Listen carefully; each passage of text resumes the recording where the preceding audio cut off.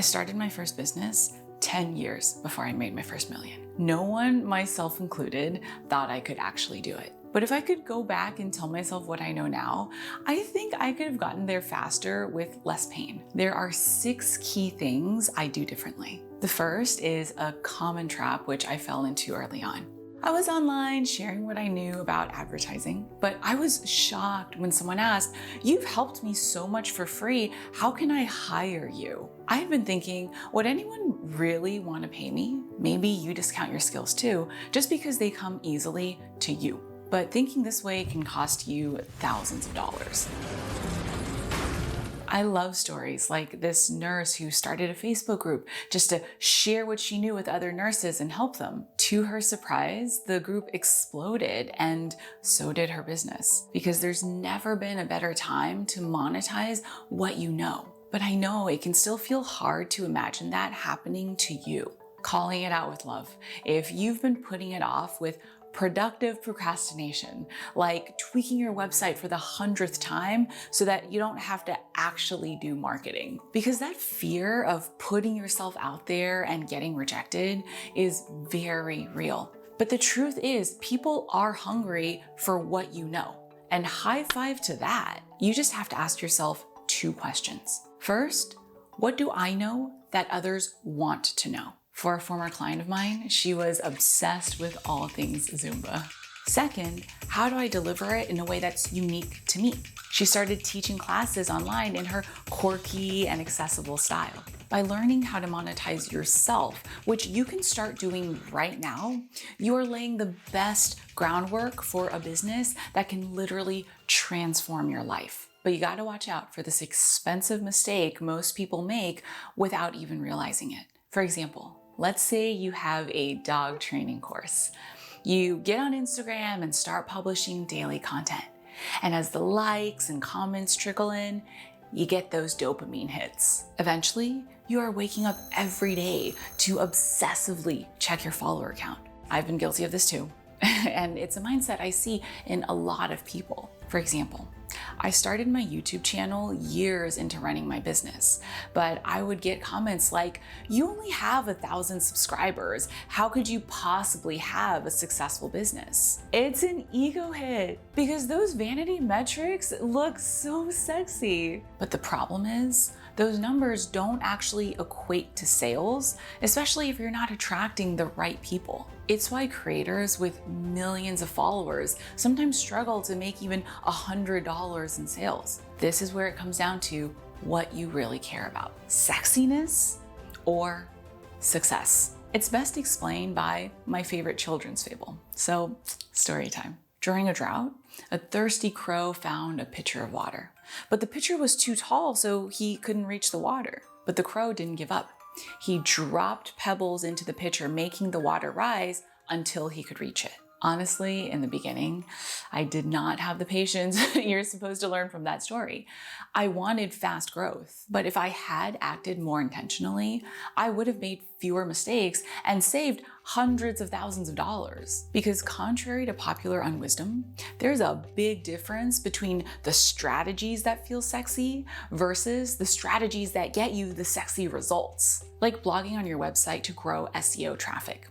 Now I know it attracts the highest quality clients because they're finding you through your best content. But SEO takes time to see results. For example, it took us about a year before we started seeing consistent sales every month. I knew it would take that long, which is why I put off starting it for years. But if I just bit the bullet and started sooner, my search traffic and thus sales from it would be much higher now. It's not easy, but sometimes the best thing you can do for yourself is ask, 5 years from now, am I gonna wish I'd started this sooner? But I know it doesn't feel simple when there's so much you have to learn and do to build your business. That's why tip number 3 is so important, because at its heart, business is simply about exchanging money for the value you bring. Whenever you feel stuck or overwhelmed, come back to this, because it is the key to growing. What do you need to do to increase the value you bring to the table? For me, for example, I don't just love creating courses, I love taking them too. Like a recent one I took by Roland Frazier on buying other businesses. You are your business's most valuable asset. So you've got to keep growing yourself and thus the value you can bring to the market to grow your business. That's also why I've spent years working with my personal mindset coach, Molly Sapp.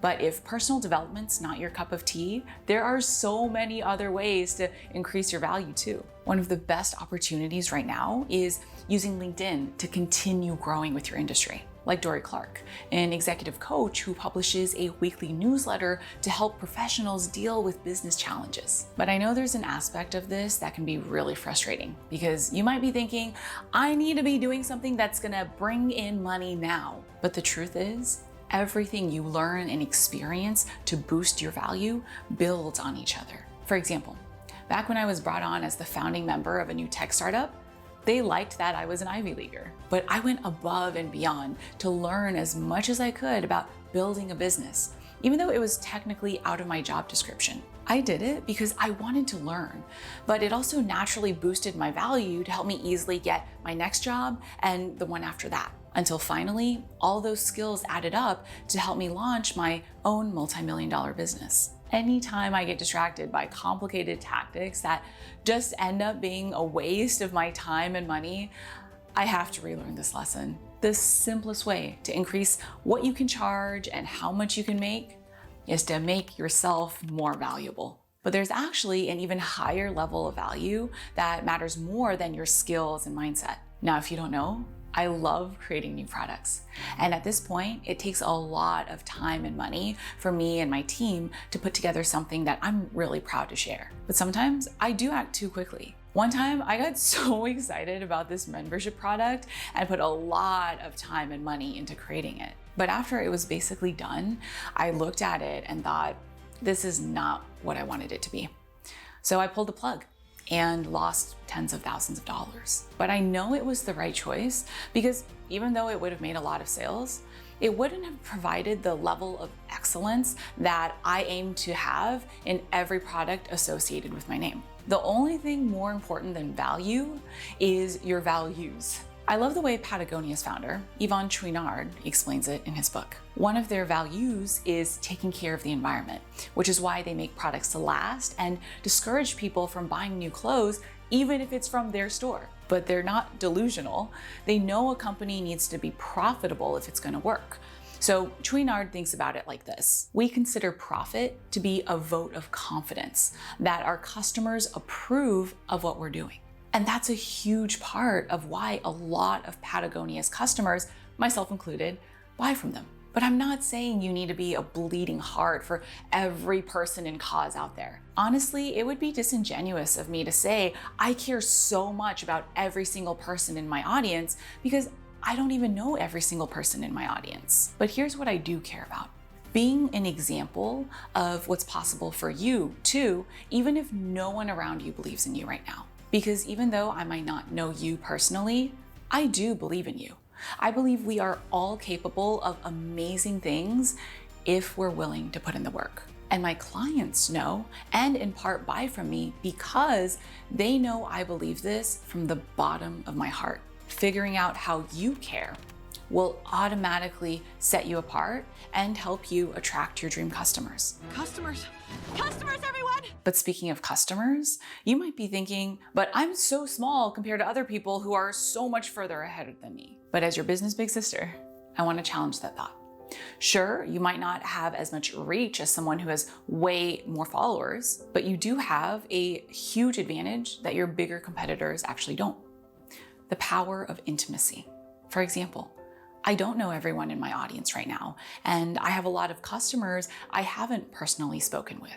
But when you're small, you can take the time to connect with each and every person. It's a popular idea first introduced by Kevin Kelly. You can build a profitable business with just 1,000 dedicated fans who will buy anything you create, which means you can use your smallness as a superpower to make a lot more. For example, back when I was doing advertising consulting, there wasn't a lot of information on using ads to grow your business. So I was in a good spot because I knew what I was doing, there wasn't a lot of competition, and everyone wanted to learn about it. Those right time, right place opportunities are everywhere right now, especially in our post-pandemic world. During 2020, everybody turned to online learning, which is how course platforms like Coursera and Udemy saw a huge spike in growth. That's why there's never been a better opportunity than now to monetize what you know by teaching and helping others with it. You've just got to be willing to ask, what's the opportunity for me right now? But even the best opportunities can be wasted. I love how creator MatPat phrased it during VidSummit a few years ago. If you don't define what success looks like, you'll never know if you've reached it. I've seen so many people burn out because an opportunity paid off for them, but then they self-sabotaged by overspending or getting distracted. The best way to avoid this is to get clear now on what you're going to do once you hit your money goal. In the early years, even though this business was making a lot of money, I was just breaking even because I was putting most of it back into the business. There were some months where I would pay my team, but not be able to pay myself. But the day I finally saw 7 figures in my bank account, I remember thinking, now what? Thankfully, I really enjoy what I do, so I didn't lose my motivation to keep on doing it. And that was my saving grace because it gave me the time and space to keep on going while I figured out what to do with the money side. At a minimum, I recommend a 6-month emergency fund for your business. And I know viral financial auditor Caleb Hammer would approve of this too. Then I'd put any extra money in basic index funds and let it compound.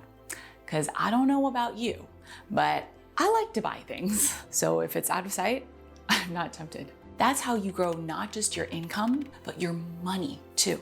But I know that might feel really far away, especially if you're just feeling stuck and overwhelmed trying to get started right now, because I have been there. The good news is, it's actually never been simpler to build your own online business if you know what to do. That's why in this next video, I walk you through this super simple way, including the tools I use to run a 7-figure business on less than 20 hours a week. You'll see what's possible and just how simple it can be, which will hopefully help you get there faster and save you a lot of wasted time and energy.